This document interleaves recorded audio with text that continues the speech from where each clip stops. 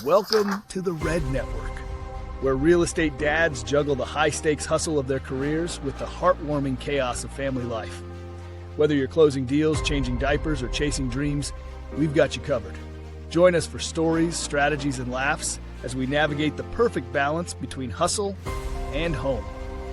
The Red Network, where real life meets real estate.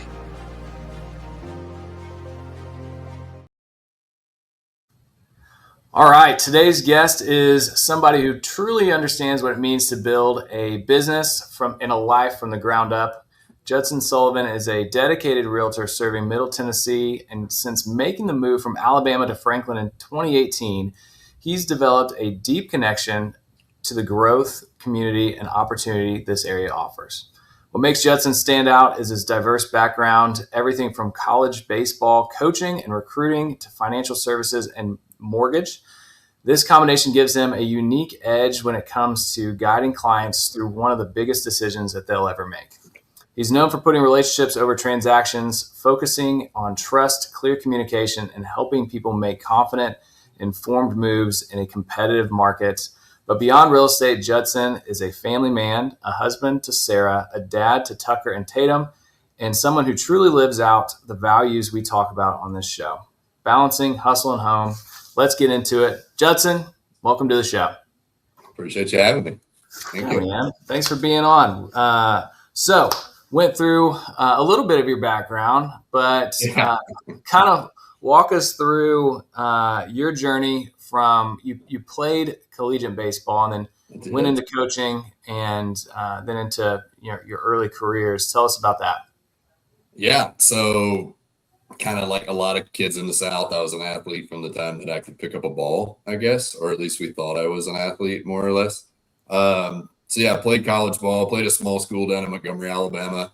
I don't know if it's a similar story now, but back then it was like when I graduated, I didn't know what I wanted to do really. So I had been coaching. I got hurt as a freshman in college and I started coaching. I couldn't play because I was in a back brace, which was, kind of limits you. I broke my back at 19. So they're like, yeah, hey, why don't you just start coaching? Hang out a little bit, still be around the team, still do the things, and we'll just kind of keep you involved. Well, I really enjoyed it. So I started coaching when I was in college.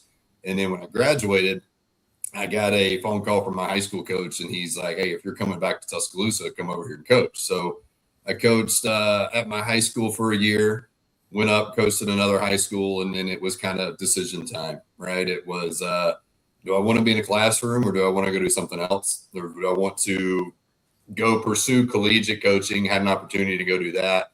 So I got into that, and I spent 3 years doing college coaching, lived all over the place because at that, if anybody knows anything about the coaching world, it's not as glamorous, 12 years ago as it is now.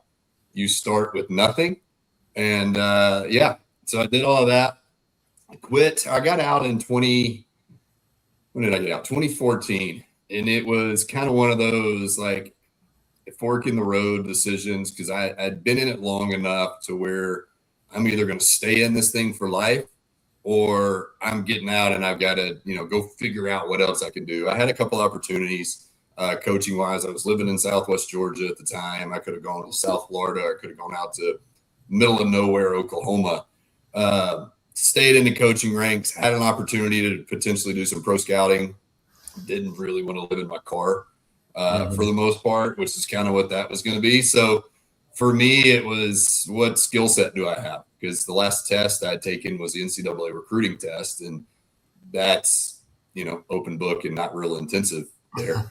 So it was pretty, but I had a buddy open a State Farm agency and he's like, hey, I don't have anywhere for you, but I got a guy that, he can bring somebody on. So I drove 6 hours, met this guy at a Taco Bell. He's like, you can pass your test. You can come work for me. So started selling insurance because that seemed like the logical thing to do is every former athlete either gets out of it and starts selling insurance, financial services, something like that. And I took that route. Moved back to Alabama back in 2015, something like that. Mm-hmm. So it kind of everybody liked the background because I was a recruiter. I was a coach. They were all sort of like, hey, if you can go recruit a 17, 18-year-old kid to come play college ball, surely you can sell some car insurance. Yeah. So that's what we did. And it stuck for a little bit until I realized that is not the world I want to be in. Got recruited to bigger financial firms, gradual progression, right? Just go from property and casualty, then go into the full financial suite of everything. So kind of a hiccup happened in there. Been recruited, was going to go in sort of in a path to management role because I really didn't want to go in as a producer because that's one of the few industries where your paycheck can go backwards, which is kind of a scary thing. Because again, I go from coaching to where there's no money to going into this world to where, hey, if somebody cancels before 13 months, then you got to pay it back. Oh God. Not fun. That happened to me. And it's, my brother-in-law, funny story. He had just gotten a raise. We were riding at the beach somewhere. It's my sister-in-law, brother-in-law, father-in-law, me. We're all in the car. And he's like, yeah, I just got a raise or just got a bonus. Sister-in-law did the same thing. He looked at me. He's like, when's the last time you got a bonus? I was like, I don't know. I don't think I've ever had one. He's like, what's the most money you've ever made in a month? And I was like, yeah, I'm not going to say that. And he said, what's the least? What a question. I was like, well, negative 11,000. And he was like, what? I was like, yeah, somebody canceled and I had to pay back 11 grand. I couldn't get paid, positive payment until I paid back 11 grand. So that, but I went into that. I loved it for a minute. At least I thought it did. Right. Mm-hmm. And then kind of long story short, I'm going to a new firm. My wife walks in and said, hey, can you work from Nashville? We had just gotten married in 2017, just built a house in 2017. This is in June of 2018. So we hadn't been in this house for a year. And she's like, hey, can you work from Nashville? And I'm like, what are you talking about from Nashville? We just built a house. Like, I have where are we going? And she had an opportunity.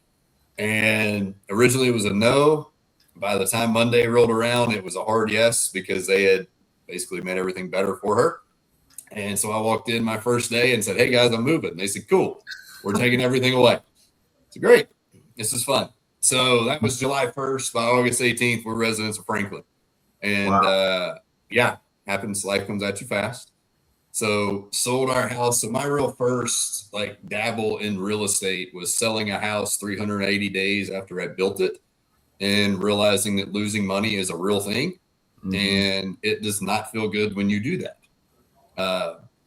So fast forward, we've been up here a couple years, got an opportunity to go back into management in another firm and, kind of had a couple of those negative deals again. And it was one of those things like, all right, are we going to continue doing this? Yeah, it started to suck. I mean, for lack of better words. And the guy that I work for, who I'm still good friends with, he was like, look, I don't want to grow in Nashville anymore.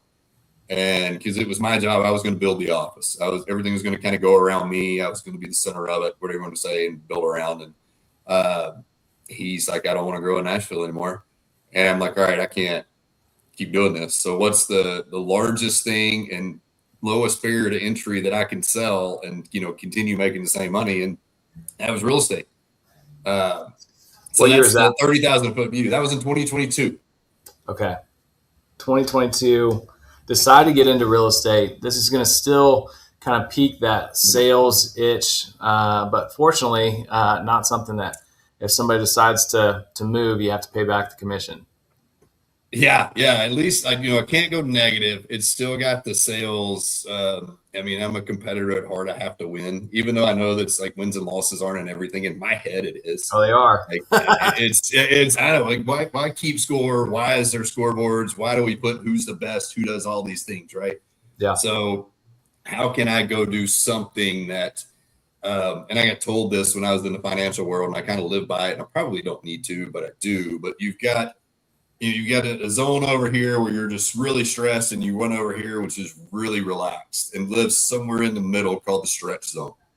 And I kind of live in that stretch zone a little bit, just between constantly running hot and overheated, stressed out, and trying to relax a little bit. And it's just I don't know any other way. It's the only thing I've ever known. And so when I got into real estate, my welcome to real estate moment was cold calling, and rates hit 7 for the first time in years, coming off of multiple years of 2s and 3% in interest rates. So nothing like getting the competitive juices going when you're calling people that can't sell their house with a 2% interest rate. Now they're sitting at 7.5 and trying to figure out why I can't move. Yeah. So good time. Man, we were talking before, and there's different kind of ways of thinking about when is the best time to get into real estate. I manage an office and been doing this for 8 years. And so I've talked with a lot of agents that were getting into the business. And a lot of times that's the question is now a good time to get in? I remember talking to somebody, and it was like 2021, you could accidentally sell a house basically at that time. And the question was, is this even the best time to do it? Like, is it too competitive out there? Are there too many agents? And then you have the great shift of 2022 into 2023. And the same question, is now a good time to get into the business? And I think even though it's not the easiest time, whenever something like that happens, it probably long-term is the best time to get in, because you're developing those habits that are going to carry you forward throughout the rest of your career. You're not coming in with bad habits that whenever things change are going to be really hard to undo. You're developing strong work ethic, good habits in a tougher market from the very beginning, that foundation phase. Oh, you learn how to, and I think I said this when we were chatting the other day, or if not, I say it all the time, it's the reality TV shows make real estate look easy. Mm-hmm. And realistically, the act of real estate is easy. Like the actual, but finding the client, keeping everything in line, making sure you've got the right partners, making sure you got the right lenders, balancing all the deals, playing psychologist or therapist, whatever you want to call it, all of that stuff, that's something that's hard to do. It's, finding a house, putting it under contract, that ain't that hard. Piece of cake. Yeah. The rest of it that is not in the job description or is nowhere in the 60 hours or whatever the course entails that you have to go study for, none of that is there. And the on-the-job training, it's whether you can sneeze and sell a house or whether you're getting yelled at and cussed out for something that just calling somebody on a bad day. Mm-hmm. Doesn't matter. It's all on-the-job training. And that's I learned quickly that everybody just wants to kind of have a fall guy. There's a patsy for everything, right? And it may not be your fault, but they need to talk to somebody. And if you got a thick enough skin and you can get chewed out, then you're going to get the answers that you want, especially in this market. And that's kind of a way that it got approached. Again, I was a recruiter, right? So I was a 17-year-old athlete at one time. There is nothing worse than trying to call and recruit 17-year-old athletes at times. They're hard conversations, but when you call somebody that, they're trying to move, they're trying to sell this house, or they got to move closer to family, they want to be closer to grandkids, and they can't, there's an emotional toll on it. And it's when you get to just sit back and just, shut up and listen and kind of hear, that's a different animal. And kind of the point of, is it a good time to get in or is it not? Sure. I mean, what does it say? It's the best time to plant a tree was yesterday or something like that. And it's, if you get in now, you get in 2 years ago, it doesn't matter. It's to make the best of the situation whenever you're in it, because the market's going to change tomorrow. Yep. So you just got to be ready to go. Yeah. Yeah. The best time to plant a tree is 20 years ago. Next best time is there it is. Yeah. That's it. Yeah. And that's close. I think you're right there. Right? It's so far off. Well, and I think that's the thing is like, it depends on you. It depends on your personality. It depends on what you want to do. It depends on what you're willing to do. There's so many people that get into it that watch Selling Sunset and they're like, man, this is going to be a piece of cake. I'm going to sell a couple $1 million homes just because I'm popular and I get on TikTok and I can't wait to make a little extra money. Then they get into it. They start getting into classes, if they even take classes, and they get involved in their first transaction. They're like, what is happening? And you're not just showing homes and writing contracts. You're balancing so many different spinning plates all at the same time.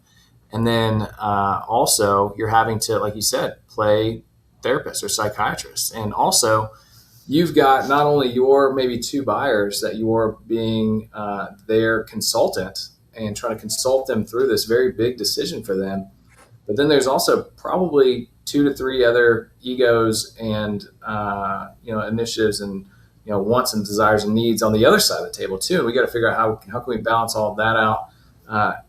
Best case scenario, you got a professional on the other end that you're going to be able to work with to get a deal done, but that's also not always the case. And so then you get somebody, it's like, are you getting paid to not close a deal? Because that's what it feels like right now. Like it feels like you get paid if you don't close.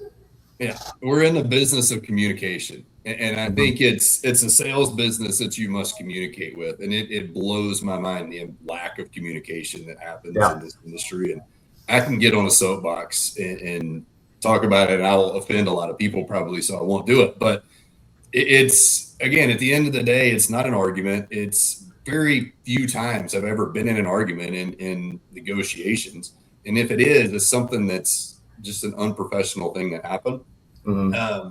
At the end of the day, this is how we get paid. Your client wants to buy the house or your client wants to sell the house, and we want to get paid. We want to get it to the closing table. How can we figure out how to get into the middle and make this thing work? That's it. It's a communication business, and it is let's just figure out how to make it work, not fight with each other, and it drives me nuts. But I mean, it's, at the end of the day, that's the only way you're going to succeed in this, is if you can actually communicate with people. Yeah, communicate, work with, not against. You said something a little bit ago that I want to touch back on. When we're talking about competitiveness, winning, drive, all that stuff, people that know me well know that I hate losing. Like I enjoy winning. Obviously, I enjoy winning, but I feel like I hate losing more than I love winning. And also very competitive, compete against people that don't even know that I'm competing against them. We talked about that before, kind of looping in the family piece and how we mesh all of this together. So you've got 2 boys, right? I do. And, when you're raising men, raising kids, period, but like, especially when you're raising young men, how do you handle that side of things? Like I coach my son Carter's football team, basketball team, anything that I can possibly get involved with, Katie and Carter's sporting events. And like, I want to win everything, but I want to try to teach them like, hey, we're not just focused on winning this 8U or 10U flag football game. Like that's important. But the reason why that's important is because what you're going to be building and establishing in doing so. And so I'm just curious, like, how do you approach that with your kids?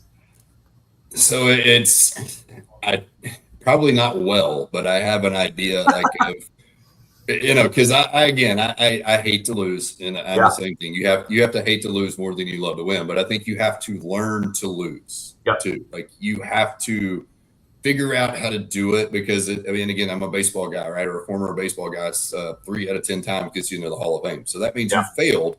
Ultimately, you failed 7 times. Yeah. So when it comes to raising the kids, and I've got 2 very competitive. They're 19 months apart. They're 6 and 5. They are. We have battles on the way to school in the morning. It doesn't matter. You name it, and they're both pretty athletic kids. But I heard something a few years ago. I don't remember where I saw it. Maybe a book. But Dan Orlovsky said that he's got young kids, and he's like, look, I'm raising 30-year-old men. He said, I'm not raising a 6, 7, and 8-year-old. I'm raising 30-year-old men. So to me, it's a respect thing. They don't even know that we're doing it, but it's the yes, sir, yes, ma'am, no, sir, all that type of stuff. It's picking up after yourself. It's learning to kind of channel the competitiveness into things and sort of leave it all out on the field and then bring it back, if that sort of makes sense, because you've got to humble yourself and learn to lose. And like my oldest in flag football, I guess it was this past year, we won like 2 games, and he was our running back. Dude was like a little 6-year-old Christian McCaffrey running around out there, like a proud dad moment. He like pulls this weird, like hop juke move and like stiff arms a kid, and one of the other dads was coaching. He's like, "Do you see that? Whose kid is that?" I'm like, "That's my kid. It's mine. That is my kid." But they only won like 2 games, and so I was like, it's always trying to boost them up. Like, buddy, you did great, even if they had a terrible game, whatever. But he gets in, he's like, "Yeah, but we lost," and And so we gave him all medals at the end of the year, and he took his, and he was like, "Here, I don't want this. We didn't win it." And I'm like, all right, he's not upset, like he's not mad, but he's like, "I didn't earn this." Yeah. And so part of me thinks that it's kind of starting to click, but I'm one of those like trying to mix it in with the kids. It's just understanding that if you learn to lose, winning is that much sweeter. You're going to hate to lose, so you don't want to do it. And that means it's to me that kind of creates the front end side of you're going to work hard so that you can do everything you can do to not lose and figure out how to channel it. Now, does that mean we've got WWE matches at 6:00 in the morning in our bedroom when the kids are waking up? 100%, because they come in and they're jumping in and flipping and wrestling and it is what it is. But that's kind of the ultimate goal is I want them to understand when they're 15, 16, if they're still playing sports, that if I leave it all out on the field, I at least did everything I could possibly do. If I did everything in preparation to get to that moment, I did everything I can possibly do to where if we lose, we're not going to lose next time, right? I did everything I can do to win. Well, and also, like, what game are we playing? Simon Sinek has a really great book called The Infinite Game. If somebody hasn't read it, that should be probably one of their next reads. Yeah. But the whole premise is we're not just playing this game. Like, we're not just trying to win this inning. I don't even want to win this game. I don't even want to win this part of the season. I want to win the World Series, and not even the World Series, but I want to build a dynasty. Like, I want to be we're playing this infinite game that is, all right, cool. I might have struck out this inning. Somebody might have beat us by 2 runs this inning, but guess what? There's 9 innings. So just score more runs in the rest of the 8 other innings. Cool. They may have beat us this game, but we've got a 7-game series, and so just win more games this series. So it's also kind of identifying what is the game that we're playing, and I think that's been, I don't want to say a challenge, but just maybe something I've really wanted to try to focus on with the kids. Of dude, I hate losing too, and I wish that we would have won today, and we didn't. And really, there's winning and learning. What did you learn from today, and what were some things that we did well? What are some things that maybe we would do differently knowing what we know now? And at the end of the day, did you have fun? Like, I know you lost, but did you have fun today? Did you enjoy playing football with your friends? Did you enjoy hanging out in the dugout with your buddies? Because that's what it's about. We're not getting scholarships at 9 years old.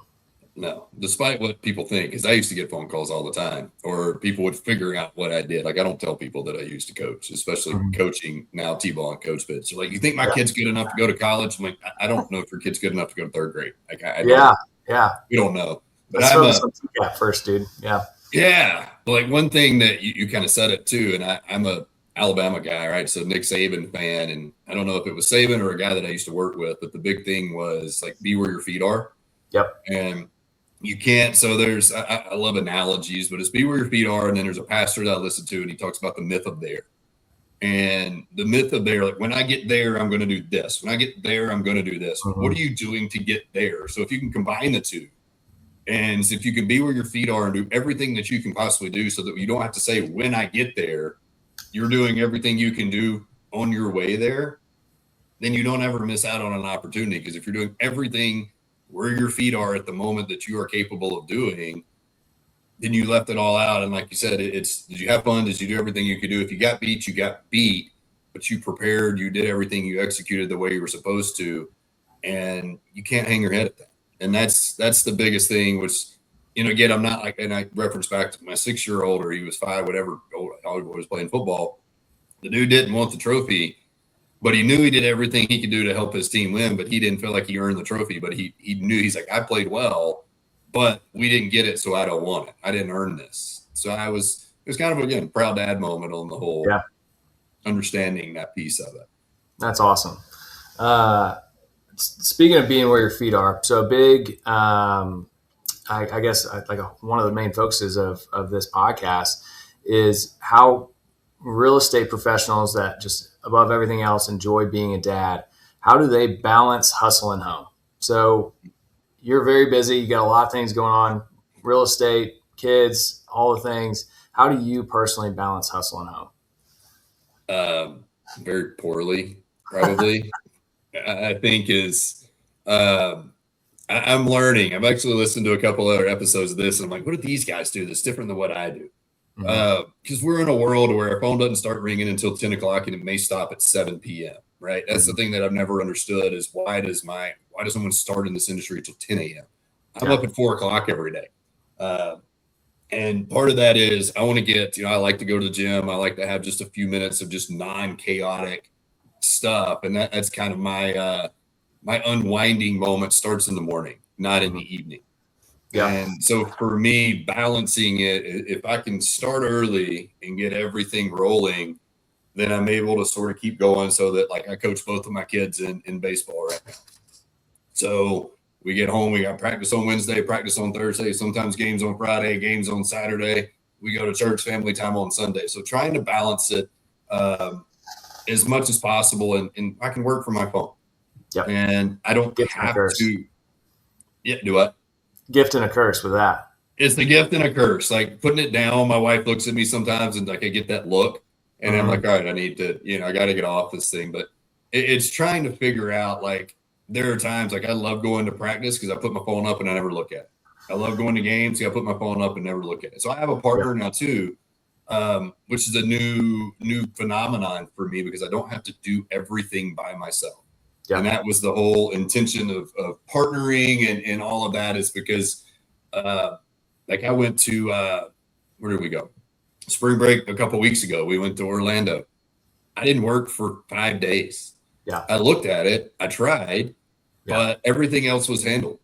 I didn't have to answer the phone. And typically it's the first vacation I've been on since 2022 that I didn't have to answer the phone somewhere or sitting on the beach, answer the phone. Like I'm able to go ride roller coasters. Don't care what my phone's doing.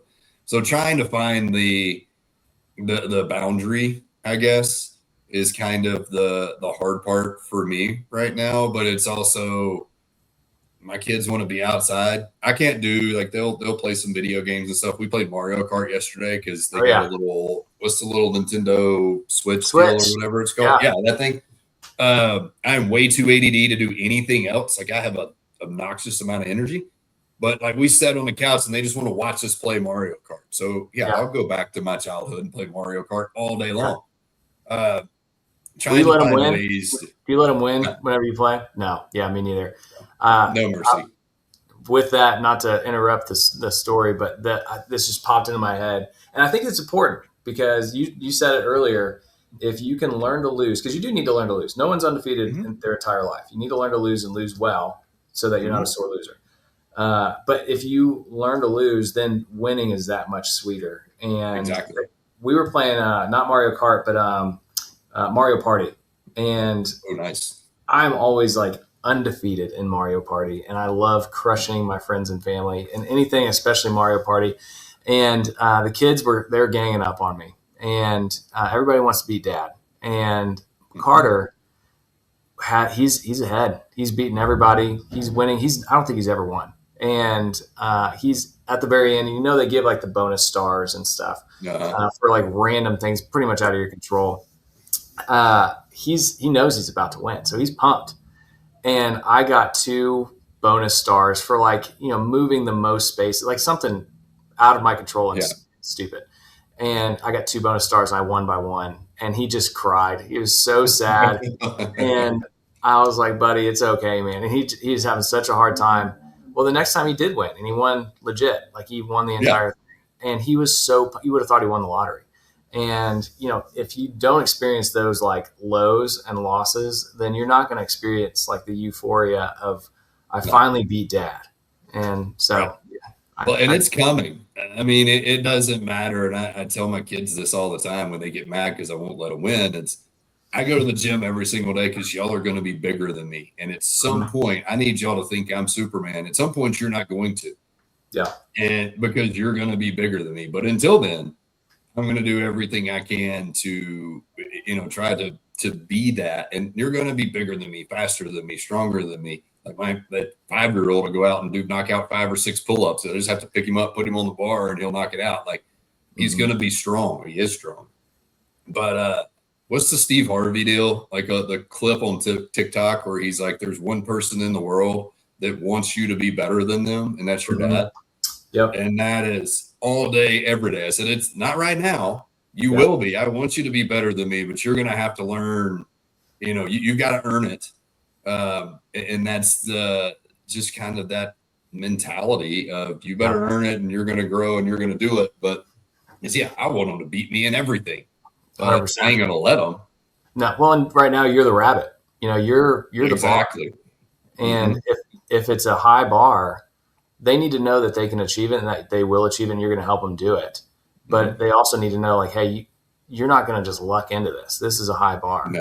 And I think, I had a conversation with my mom about this. It was, I think, maybe the last week. I lost my dad this last December, and he was the epitome of, I want you to be better than me. I want you to be bigger than me, faster than me, stronger than me, more successful, smarter, everything. And I was, and also, cheered me on as I was doing that, not resentful whenever I may know something that he didn't know, or make more money than he made, or do different things that he couldn't do. Like, he was like, yeah, that's awesome. That's exactly why I worked my ass off, is so that you could do that. And so then kind of building that forward for the next generation.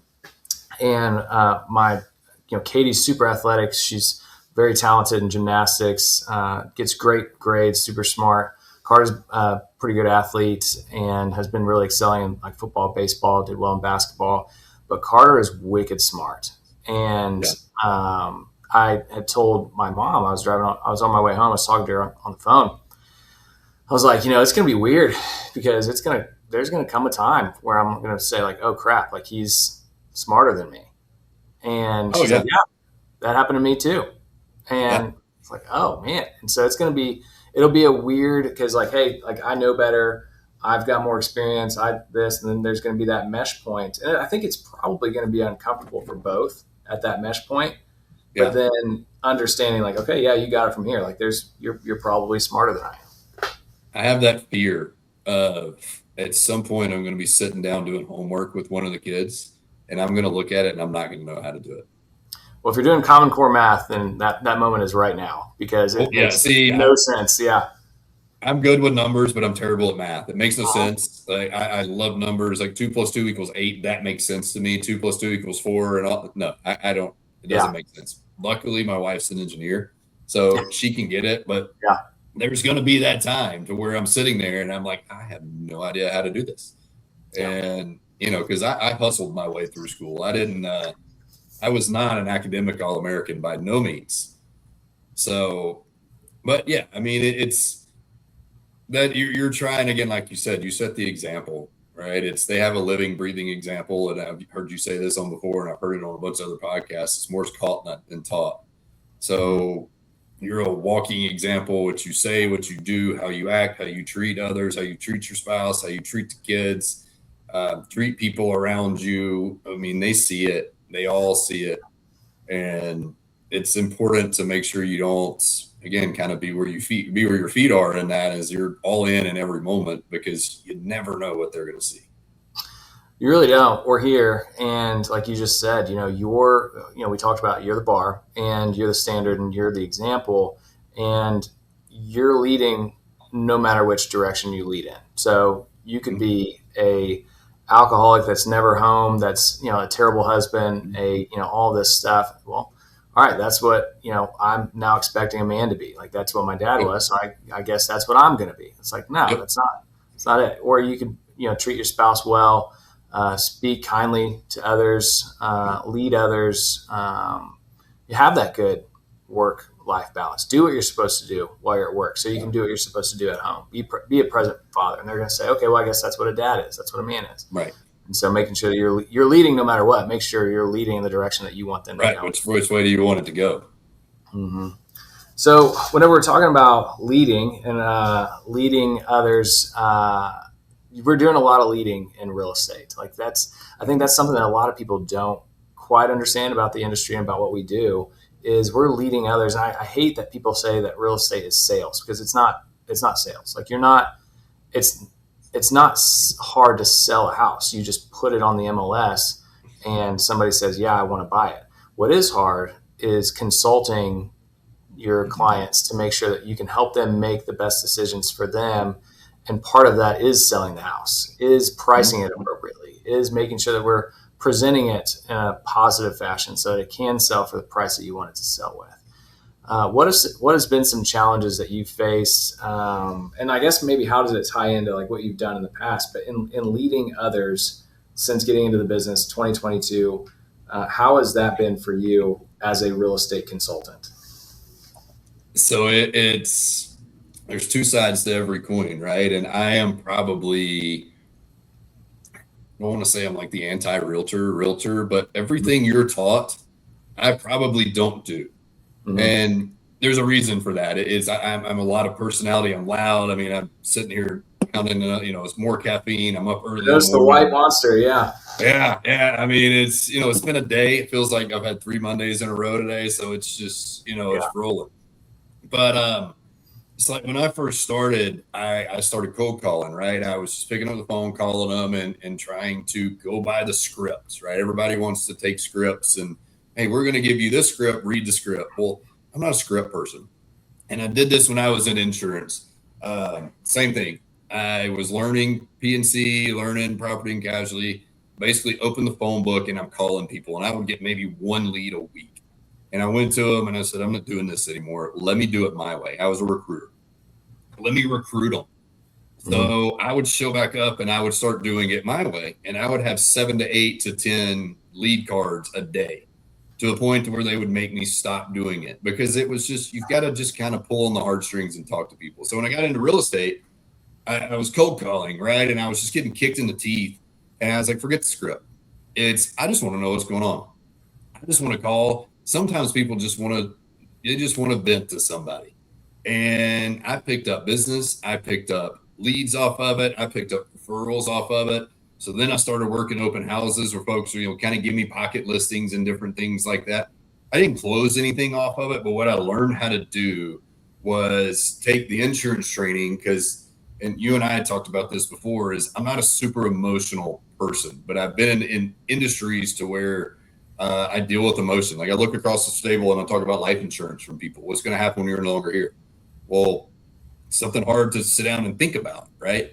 I can't be emotional about that. So if I can go into a listing appointment and I can go in with facts and I can go in with numbers, you can't argue the truth. You can try, but you're not going to. So trying to lead people and consult, it's just putting the information in front of them so that they can make an educated decision, because that's all that it is, right?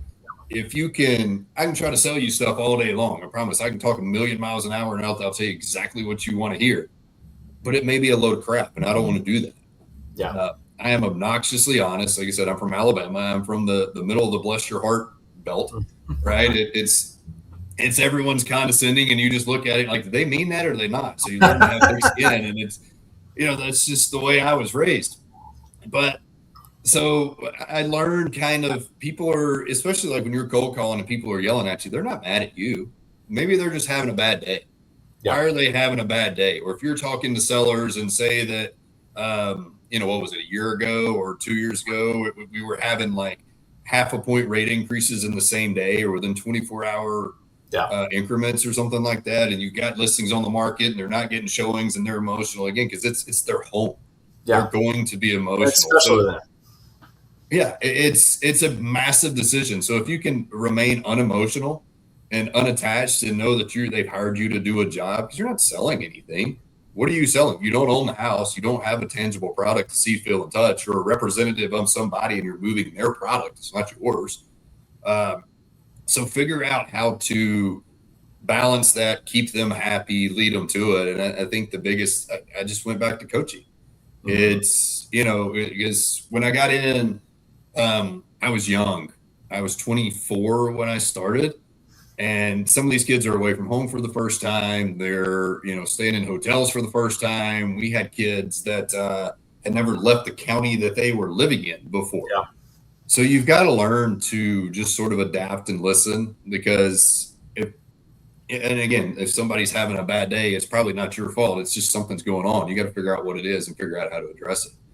And when you take that, or what I would do is I would take that into consultation, buyer appointment, listing appointments, whatever it was, and just listen and hear what they had to say and give them the facts. Because I would uber prepare too. I think that's one thing that I don't think agents do enough. I think agents just walk in like, oh, I've sold a couple houses over here, or I grew up here, or I do this, this, and this. Do you know the stats? Do you know what this square footage is? Do you know if this one, if you sold one 2 doors down 6 months ago, this appraised at this? What were the adjustments on the appraisal? Why was it adjusted at this? Does this house have this? Like, can you take the numbers? Can you turn it into fact? And can you put it in front of them and help them be informed? Your life is much easier that way if you can do it that way. Yeah, instead of being reactionary and just trying to BS your way through an appointment. I think with the script piece of it, sometimes the benefits of the scripts are not the scripts themselves, but it's allowing you to internalize. Yeah, and it's getting the reps in. I think more than scripts, it's important to learn how to talk. And it's getting comfortable speaking about something you don't know. Yeah. Because if you have a script, you don't know it good enough to talk without a script yet. And so, yeah, getting comfortable talking to people, you can shoot from the hip eventually, but you've got to be comfortable talking about, because again, if you've never sold a house, you're not going to be very educated on it. Yeah. Yeah. Have you ever heard of Phil Jones, the author? There's a book called Exactly What to Say. Man, so it's gold. Yeah, write that down. So I think in any kind of sales period, learning how to talk is the most important thing you can do. You can have all the best scripts in the world, but if you suck at talking, you're not going to go anywhere. And it's not just learning how to talk at people, it's how to communicate with people. Exactly What to Say. There's actually a real estate version of it. It's Exactly What to Say for real estate. And I had posted, I had read this book, and it's a quick read, and I suck at reading, so I listen to everything at. I read like a third grader. Yeah, it bugs my wife whenever she'll hand me something. She'll hand me her phone and like want me to read a post, and she's like, "Oh my God, are you still reading?" I'm like, "Give me a second. Like I need a little time." I do the same thing. Yep. And so I had listened to Exactly What to Say, the first version, and I had posted on my story, and I tagged the author in it. And I was like, this is absolute gold. I wish they had something like this for real estate. And he actually, he commented on it. And he said, I'm about to blow your mind, and sent me the link to the real estate version of it. And I was like, oh man, they do have one for real estate. That's awesome. So downloaded that. I'll read some pretty deep dives. Like I'll read an Exactly What, or a Never Split the Difference. I'll read a 10X is better than 2X, or Be Obsessed or Be Average, or like some bigger books.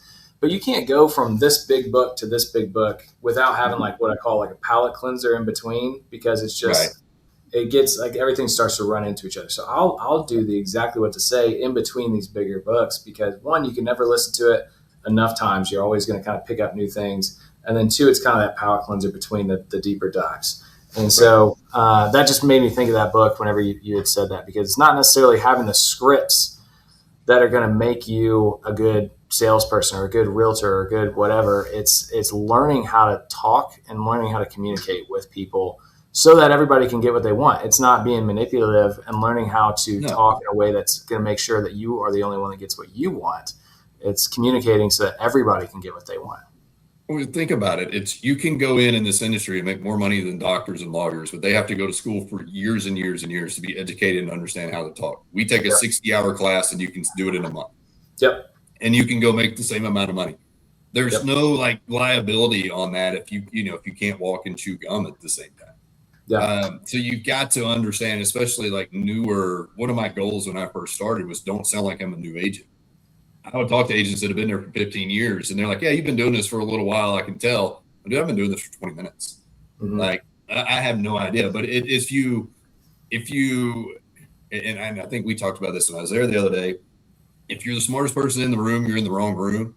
Or if you're in a room that doesn't elevate you, then you're not in the right room. So if you can speak like you're supposed to be, like you're doing something to be able to speak with people that are well ahead of where you are, you're in some kind of room that's teaching you how to do that. That's elevating you and bringing you along, right? And yeah, you can do the scripts all day and you can go do all the social media content. And this is what I love. And I have to poke fun at some of the social media stuff because I got most of my business from it. But I don't understand new agents going and doing, this is what $3 million gets you in Franklin, Tennessee, and putting it all over Instagram. And you've never sold a $300,000 house. Yeah. Like you've never, what are we doing at this point? Like there's no education point inside of that. But going to the speaking and how to speak, it's all my social media stuff. When I first started, I didn't have an Instagram until I got into real estate, but I just started talking. And I would get phone calls and I would start talking to them like, you sound exactly like you do on social media. I'm like, yeah, there's not a lot of person, man. Yeah, this is it. They're like, yeah, but you don't change. Like, you're not selling a bunch. I was like, what do I have to sell? Like, what you see is what you get. And like I said, it goes back to the communication piece of, if you can't do it and you don't learn how to do it, then you're never going to succeed in this. And take the scripts and just learn to talk to people, or learn at least sound like it, and then go call your broker or call your team lead or call your mentor or call whatever it is and be like, hey, they said this and this. What do I do? Yeah. Like, you can fake it some. Yeah. Just don't answer questions that you don't know the answer to. Just saying, I don't know. It's okay. Well, I think people crave authenticity right now. There's so many people out there.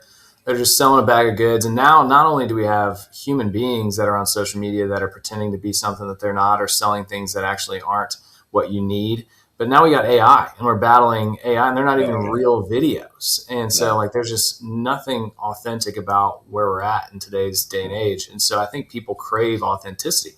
And so if you can be like unapologetically authentic with somebody and just say, this is who I am, man. Like, and like you can really like it or you can really hate it, and that's okay. Either one's all right. There's another client. If they don't like you, there's somebody else out there that will. And I heard Oh, go ahead.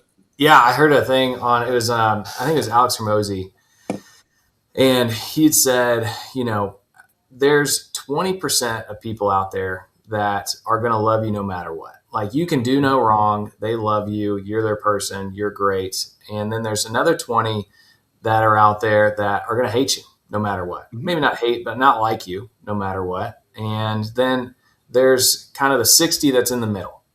And we're spending 80% of our time trying to affect or impact that 20% that's not ever going to change. And so I think the important thing is just being yourself and impacting that 80% that could potentially like you, want to work with you, instead of really worrying about what people think. If you can just be yourself and not worry about what somebody who's not going to like you anyways, no matter what you do, is going to think about an Instagram reel that you're posting. And so I just won't post it. I just won't do it. This person might not like it. They might think I'm stupid. Guess what? That person's not going to do it either because they're scared to do it. So just post the reel. And so just be yourself. Somebody may like it. Like, and it's, what is it, you get 100 views and everybody gets mad about it. What would you do if you had to speak in front of 100 people? Yeah. You spoke in front of 100 people all at the same time for $0. That's it. $0, and it lives there. And it's like, my camera's going crazy again. But it's funny you said the middle portion, because it's like golf, right? And I heard this, and I still don't practice this at all. But how many people go to the driving range and all they do is work on driver? Yeah. But you never go work on your putter. But where can you make or break around? If you can't putt and you 3-putt everything, well, then that's where the problem is. People don't go practice putting, but they want to go see how far they can hit their driver. And that's me. I mean, I have an ego. I want to see how far I can hit it.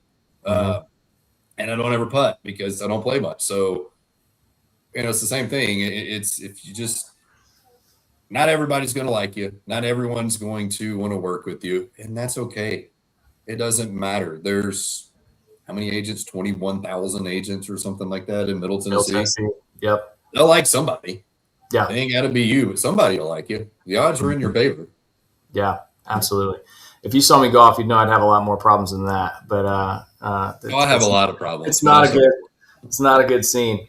All right, we're coming up on time. So if you were to talk with another real estate dad, what's a piece of advice that you'd give him?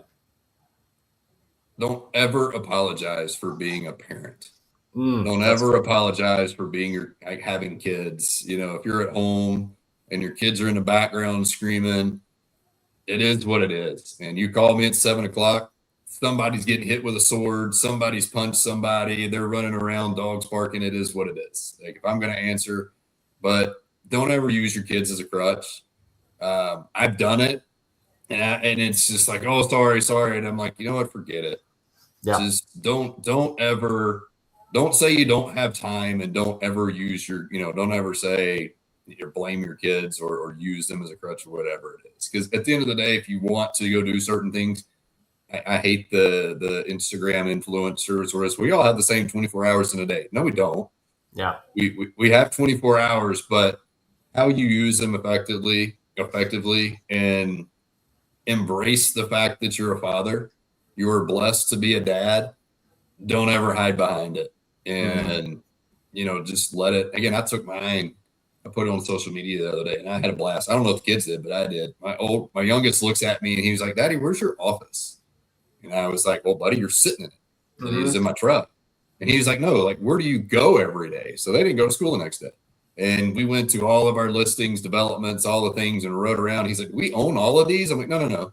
We don't own these. I wish, buddy. We wish. These are not ours, but you got to go to work with daddy. And that's the thing, is own it. Like, I saw some of our developers, and my kids were running around over there, and they introduced them to the kids. It's just never apologize for being a dad. Own it, embrace it, and let it be who you are. Yeah. Yeah. And it's especially don't let them hear you apologizing for being a dad. No. That's your top priority, your number one job. And I'm not going to apologize for my top priority. No.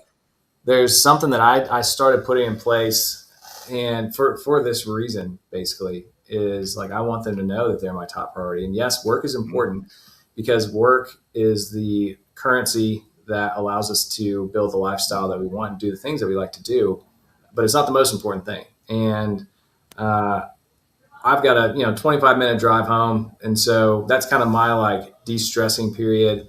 I'll knock out a couple calls on the way home just to kind of like tie up some loose ends so I can be present at home. And I remember there was one time I pulled into the driveway. We've got our staircase kind of goes up, and there's some big windows that kind of face our driveway. And Carter had seen me sitting in the driveway on the phone. And so I will not go inside until I'm done on the phone. And I got to do better at that. And I had this happen, so this is why I had to change things. Like, I went inside, and like the first thing that they saw was me on the phone. And so I went in after I finished up the call. And he's like, "How come you're sitting in the driveway for so long?" I was like, "Oh, well, I was finishing up a phone call, buddy." And he's like, "Oh, well, why don't you just come inside?" It's like, because I haven't seen you all day. You haven't got to see me all day. And I don't want the first thing that you see is me on the phone and telling you to like, be quiet, I'm on the phone. Mm-hmm. And so I'm going to finish up a call in the driveway. Then whenever I walk in, I can give you a big hug, and everybody can wrestle and play, and we can have a good time, because now I can be at home. I don't want it to blend and mesh to where first thing you see is me telling you to be quiet. Yeah. I've got to get better because there are days where I don't go anywhere. Like, I'm at the house. Like today, I'm at the house working on putting out fires all day, right? Yeah. So not being in my office or being in the garage, I'm a pacer. I will walk around on the phone, and they'll come in, and trying to just, even if it's for 30 minutes, because my kids get home, I don't know, 4:30, give or take. 30 minutes, shut it down. Going back to like things that I do to balance the hustle and home, that's one of the things I suck at. I've got to get better at that part. So kudos to you for figuring that part out.